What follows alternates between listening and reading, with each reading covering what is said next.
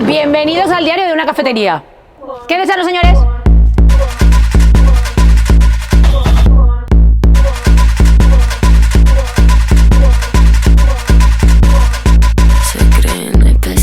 Hello, ya estoy casi grabando una altra vegada. Bueno, ahora charrem. Es que no me atrevo ni a decirlo. Estamos llegando al fin. De verdad, creo que sí. Esto es un súper spoiler.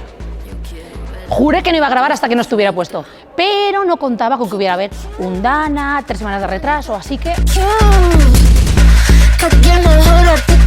Aquí la semana pasada no, ya hace 2 semanas, no estaba el suelo, no estaba nada de videowall, el videowall ya lo estamos poniendo y en 2-3 días lo acabamos, no teníamos la cafetería, que ya la tenemos, no teníamos la sala de podcast, que ya la tenemos, así que nada, os voy a enseñar cómo ha quedado todo.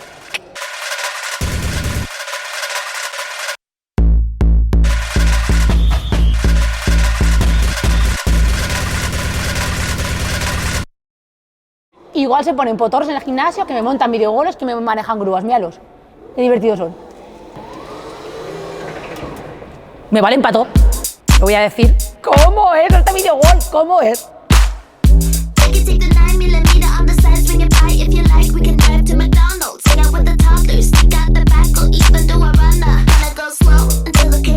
Por aquí ya tenemos la sala de podcast.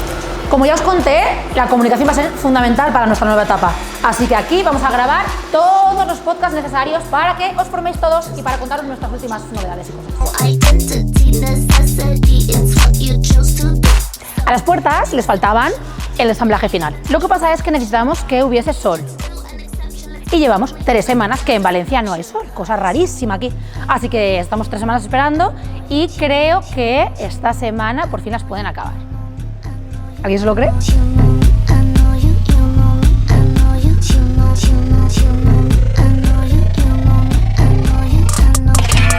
Como veréis, estamos ya puliendo el suelo. Se nota un huevo la diferencia. Mirad, este está sin pulir, bueno, aunque ya lleva una pasadita, pero este ya está pulido. Y después le falta una última capa. Son como 4 o 5 capas. Llevamos ya 2, falta esta 3 y nos falta la 4ª. En nada queda brillante, brillante.